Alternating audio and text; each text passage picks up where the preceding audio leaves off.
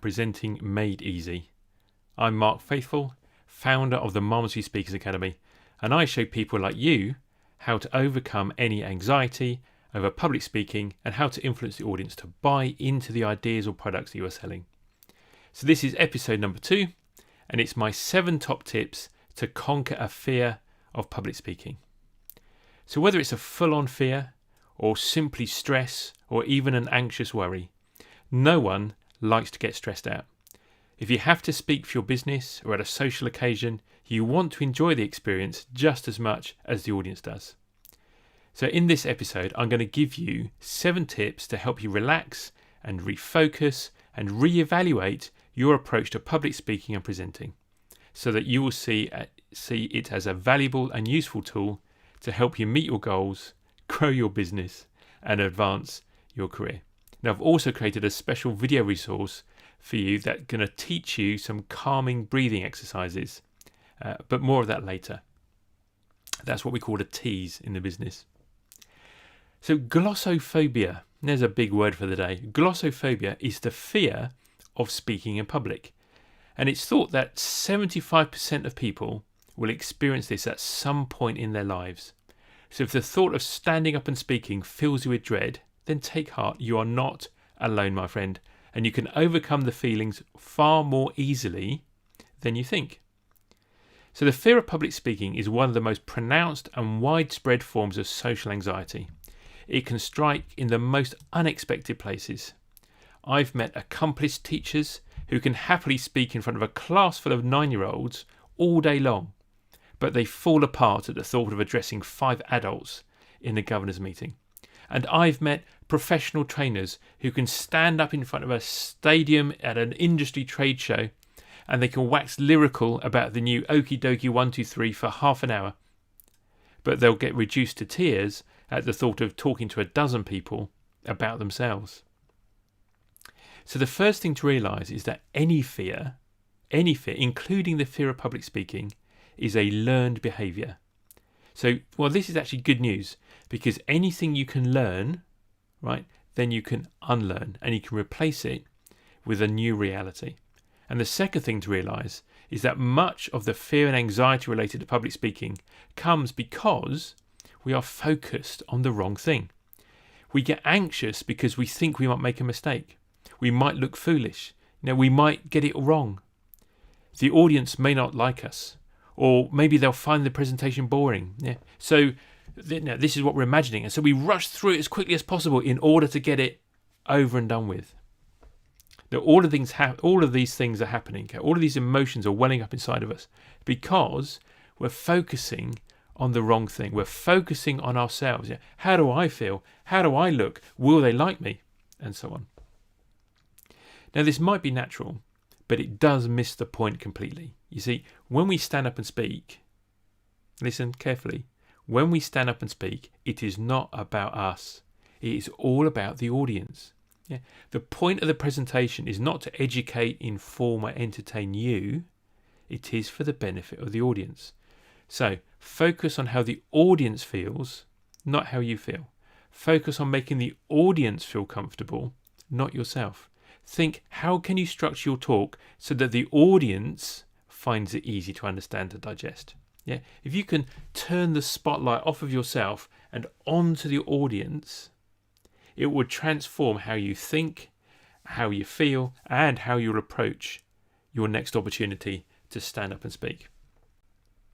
So let me give you some very practical tips, some tools, some techniques that will help you manage fear and anxiety the next time you have the opportunity to stand up and speak.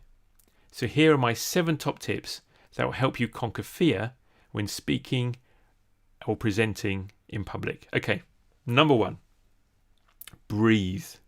Okay, good advice, right? Every day, breathe.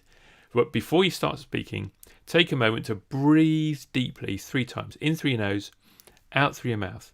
This will oxygenate your blood and it will calm down your fight or flight reflex. And when we get anxious, we tend to breathe quickly and shallowly. So deliberately slowing down your breathing sends a signal to your whole body to calm down. Number 2, stand confident if you want to feel confident. You know, the way we stand reflects the way that we feel.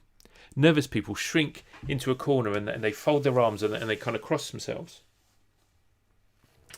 But did you know that there's a link between our feelings and our posture? And it is a two-way street. So not only does our posture reflect how we feel, we can also affect how we feel by adopting a different posture.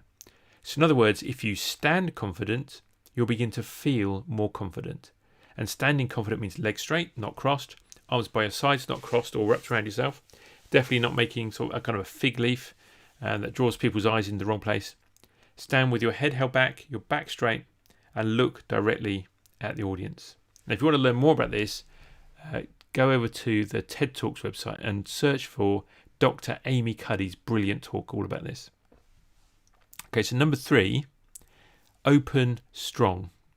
So practice your opening 2 sentences so that you can deliver them clearly and confidently. And this will make sure that you get off to a great and positive start. And it can be so much easier to maintain that positive momentum throughout your presentation. So consider using an interesting statistic or a controversial fact in order to grab your audience's attention. Did you know, for example, that 83% of statistics used in presentations are completely made up? Number 4, smile. If you look uncomfortable, okay, your audience will begin to feel uncomfortable. Instead, win them over with a friendly smile before you start. Now, your audience will not buy into your message until they first buy into you. And you can make this much easier by being friendly and smiling. Not only will it make your audience feel better, you will too. Because when you smile, your brain releases neuropeptides, which actually reduce your stress levels. So neuropeptides are tiny little molecules that allow neurons to communicate to each other. You know, the neurons in your brain. All the feel-good neurotransmitters, the endorphins, the serotonin, the dopamine, they are all released every time we smile. And this relaxes your body and they help lower your heart rate and your blood pressure. Number 5, speak slowly. When we're nervous, we tend to speak more quickly. And not only does this telegraph our nerves to our audience, but it also makes it much more likely that we're going to stumble over our words. And then we feel even more uncomfortable. So slow down. Not only will this make your job much easier, it's going to make it much easier for the audience to follow and digest what we're saying. Yeah, and that's the point of your talk after all, right?